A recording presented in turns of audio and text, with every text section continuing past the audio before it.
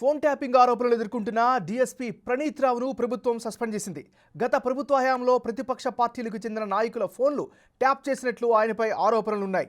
దీంతో డీఎస్పీని సస్పెండ్ చేస్తూ ఉన్నతాధికారులు ఉత్తర్వులు జారీ చేశారు.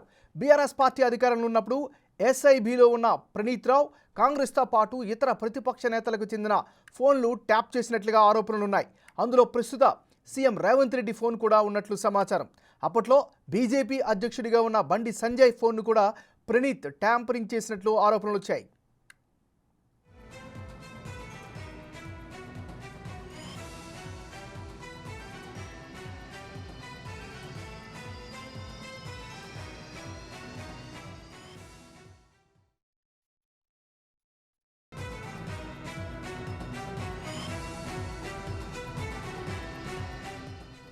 ఎస్ఐబి ఆఫీసులో సీసీ కెమెరాలు ఆఫ్ చేసి రికార్డులను మాయం చేయడం సహా 42 హార్డ్ డిస్క్లను ప్రణీత్ రావు రిమూవ్ చేశారు.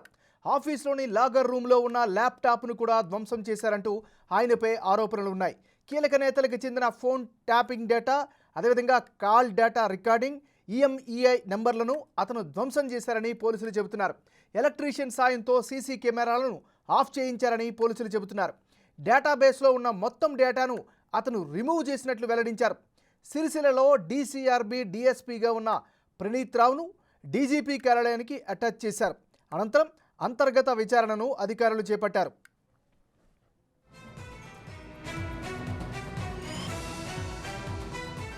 అయితే ప్రణీత్తో ఈ పని చేయించింది ఎవరు అనే కోణంలో విచారణ సాగుతోంది. రాజకీయ నేతలతో పాటు పోలీసు ఉన్నతాధికారులపై నిఘాకు ఆధారాలు లభ్యమైనట్లు సమాచారం.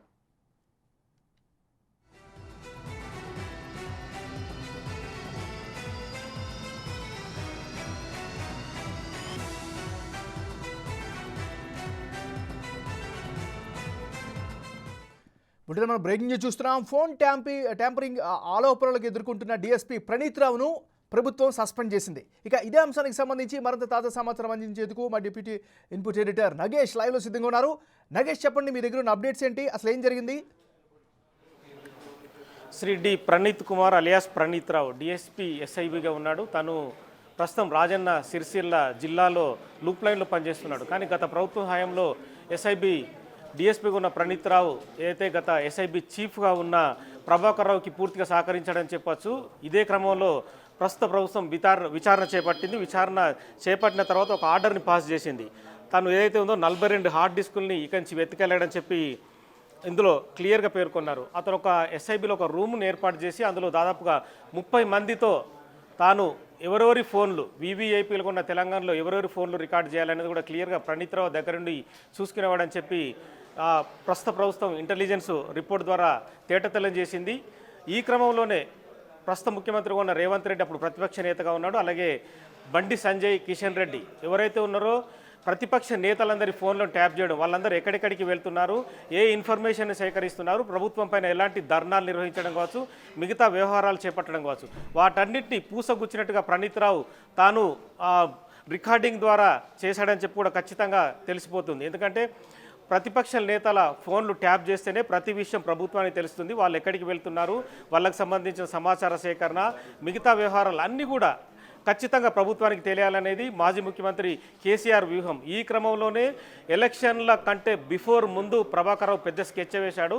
ప్రభాకర్ రావు స్కెచ్లో భాగంగానే ప్రణీత్ రావు పనిచేస్తూ ఆ ప్రణీత్ రావు పూర్తిగా ప్రతిపక్ష నేతల ఫోన్లను ట్యాప్ చేస్తూ మిగతా ఎవరైతే ఆ నేతలకు సహకరిస్తున్న అధికారులు కావచ్చు, కొంతమంది ఐఏఎస్లు కావచ్చు, కొంతమంది మాజీ ఐపీఎస్లు కావచ్చు, వాళ్ళందరినీ ఫోన్లను కూడా ప్రణీత్ రావు ట్యాప్ చేశాడని చెప్పి కూడా విచారణలో తేలిపోయింది. ప్రస్తుతం అయితే ప్రణీత్ రావుని సస్పెన్షన్కి కేవలం గురి చేశారు. తదుపరి విచారణ కొనసాగుతుందని చెప్పారు. ఆ రూమ్లో 42 హార్డ్ డిస్కులకు సంబంధించి అందులో ఏముంది, ఆ 42 హార్డ్ డిస్కుల్లో ఎవరెవరి ఫోన్లు రికార్డ్ చేశారు, ఎలా ట్యాప్ చేశారు, వాటన్నింటినీ సమాచారం సేకరించే పనిలో ప్రస్తుత ప్రభుత్వం ఉంది. ఇంటెలిజెన్స్ చీఫ్గా ఉన్న శివధర్ రెడ్డి ప్రస్తుతం ఆ వ్యవహారాన్నంతా తదుపరి చర్యలు ఏ విధంగా ఉండే అవకాశం ఉంది? నెక్స్ట్ స్టెప్ అంటే ఏం చెప్తారు?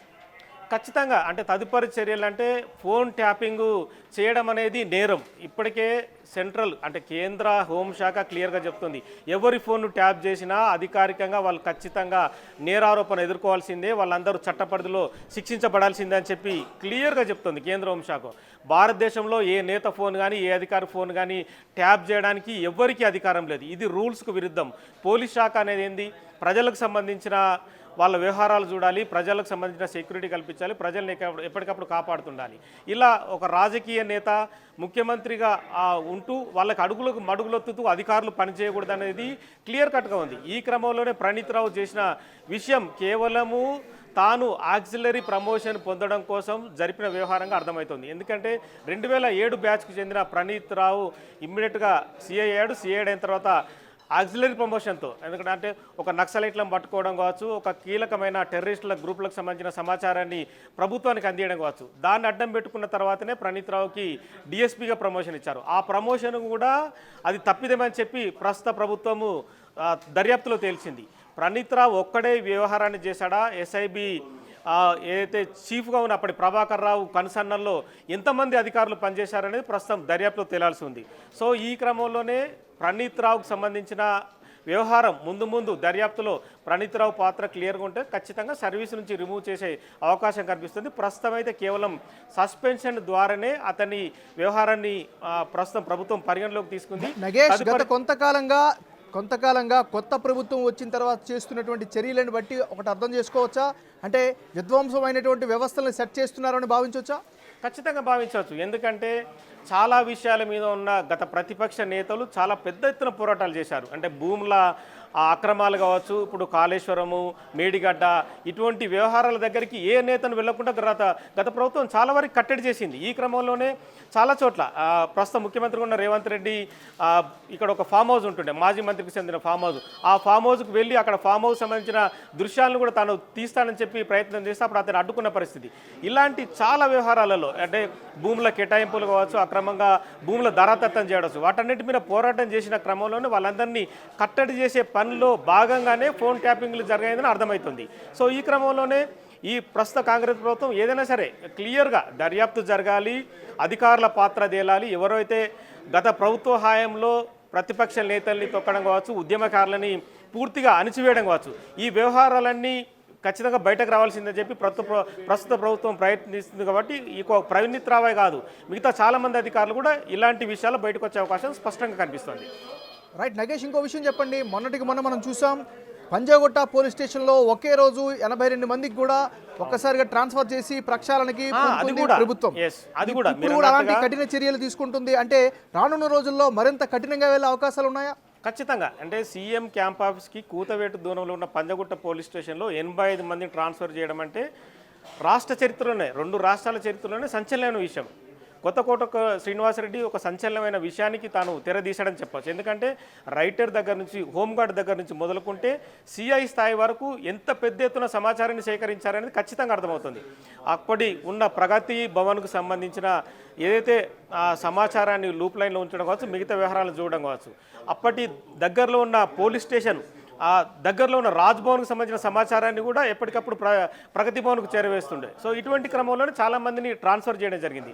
సో ఈ వ్యవహారాలన్నీ ఇప్పటికిప్పుడు ముగిసిపోయే అవకాశం లేదు. దర్యాప్తు జరుగుతున్న కొద్దీ ఇందులో వస్తున్న విషయాలను బట్టి చాలామంది సస్పెన్షన్కి గురయ్యే అవకాశం స్పష్టంగా కనిపిస్తుంది. అంటే నగేష్, రానున్న రోజుల్లో మరిన్ని చర్యలు లేదా మరింత విచారణలో జరిగే అవకాశం ఉందని అనుకోవచ్చా? ఖచ్చితంగా అనుకోవచ్చు. ఎందుకంటే ఐఏఎస్లు కావచ్చు, ఐపీఎస్లు కావచ్చు, ప్రజల ధన మాన ప్రాణాలను కాపాడాలనేది క్లియర్గా అలా మాన్యువల్లో ఉంటుంది. ఆ మాన్యువల్ ప్రకారమే పోలీసులు కానీ పనిచేయాలి. ఎవరైనా సరే ప్రజలకు సంబంధించిన వ్యవహారాలనే చూడాలి. ఎవరైనా సరే ప్రతిపక్ష నేత కావచ్చు, మిగతా ప్రజలకు సంబంధించిన ఇష్యూస్ ఎవరైనా ఉద్యమాల ద్వారా బయటికి వెలికి తీస్తారు, ప్రభుత్వం దృష్టికి తీసుకొస్తారు. కానీ వాటన్నింటినీ కట్టడి చేయడం అనేది ఖచ్చితంగా నేరమే. అంటే తాము నియంత పాలన చేస్తున్నామనేది గత ప్రభుత్వం స్పష్టంగా ఇందులో చూపెట్టింది. సో ఇలాంటి ఫోన్ ట్యాపింగ్ అనేది పెద్ద నేరం. ఎందుకంటే కేంద్ర హోంశాఖ పరిధిలోకి వస్తున్న ఇటువంటి వ్యవహారాలు చాలా పెద్ద నేరం కింద వస్తాయి. ఇందులో ఈ విచారణలో బయటపడితే ప్రణీత్ రావు నెక్స్ట్ అరెస్ట్ అయ్యే అవకాశం ఉంది. తదుపరి సస్పెన్షన్ అంటే సర్వీస్ నుంచి కూడా రిమూవ్ చేసే అవకాశం కూడా కనిపిస్తుంది. Right, thank you Nagesh, updates అందించినందుకు.